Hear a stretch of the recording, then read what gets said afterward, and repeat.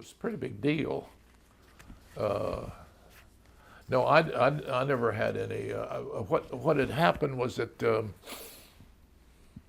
Gordon Manning was the number 2 man, and Gordon wanted very much to extend the evening news Monday to Friday. He wanted to get it on Saturday, and make it 7 days a week. And so he pushed me to be, so I was assigned to do the Saturday news, and for a while the Sunday news, but it was basically the Saturday news. And we had Paul Greenberg was its producer, and we had Haywood Hale Broun did a weekly, really literate, funny sports essay at the end, and that sort of morphed into my substituting for Cronkite. You see, so I was already doing Saturday. But it, I suppose, being an anchorman is probably one of the dullest jobs there is.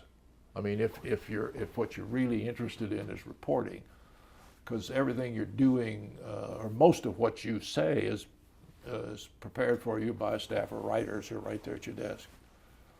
Yeah, I was substitute during Watergate, most of Watergate, and so I said, I'm going to write all the politics. I'll write Watergate and the politics, and Charlie, you write foreign affairs, and Milt, you do all else. So that was okay, but week after week, night after night, if you're a journalist and are interested in reporting, actually doing it yourself and writing it yourself, it's fairly passive. It's a performing job. It's a very important job, and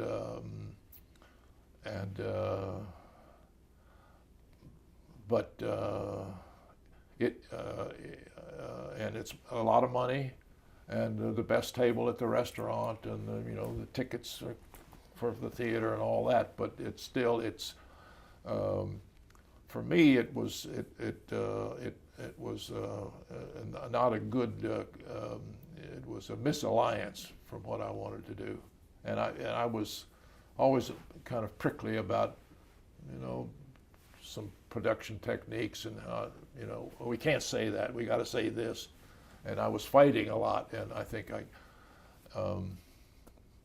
it made it so that when the time came to replace Walter, I think Bill Leonard, who made the decision, took all that into consideration. And his phrase was, the problem with Mudd is that he hates up. Including him, I guess, but anyway. Meaning management. Yeah, management, yeah, that's what he meant, yeah. How did you find out that Walter Cronkite was going to retire? Well, I think it was well known. I think he'd already, it seems to me, if I remember, he had announced his intentions to retire. I guess he would be, 65 maybe that's, but then the question was who was going to replace him. That was the great, that was hanging in the air. So it was either be Rather or me. And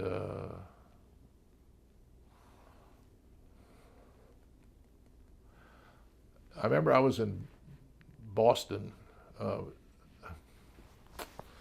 Must have been the campaigns. And was at Lockober's.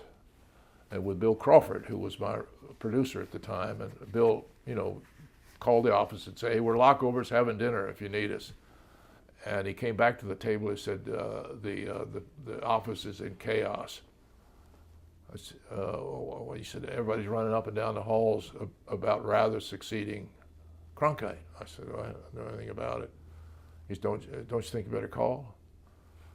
I said, "Well, it seems to me they'd call me to tell me." And he said, no, but, I said, no, so I didn't do anything about it. And they apparently, it had not been announced. And I remember telling I had an agent at the time, and I told the agent, do not, hustle me. They know what I can do, and if they want me, they'll call me. It was, I was kind of being the gallant gallstone about the whole thing. I'm not going to get in the ditch with them. So I was, too proud to fight for the job, and I suppose that revealed my ambivalence about getting the job full time and moving to New York and being sort of entombed in the studio and not getting a chance to report. And so the announcement came that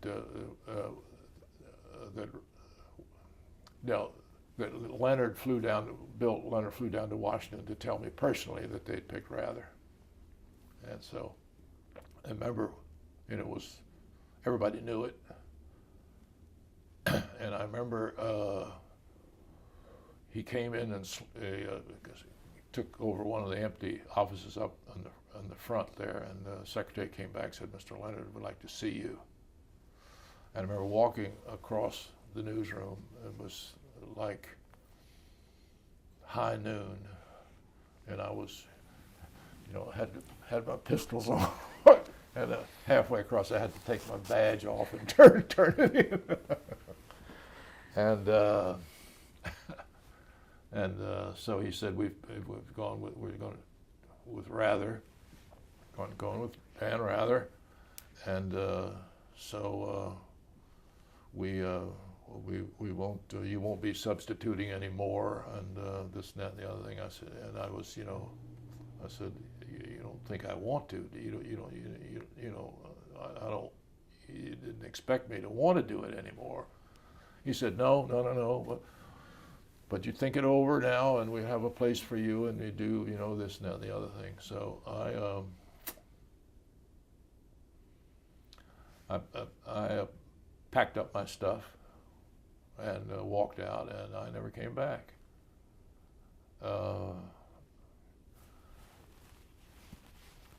And I had one meeting with Bud Benjamin, and they said, you can teach, and we'll do, the commentary. I said, no, Bud, I don't want to do that. So my contract ran out, and but they would not release me from my contract until after the election. That was it. They didn't want me going to NBC and being on NBC election night. So what would that have been? That would have been, what year would that have been? 79, 80, yeah, 80. So as soon as the election was over, I was, and by this time Bill Small had gone over to NBC, so he had hired me to come to NBC.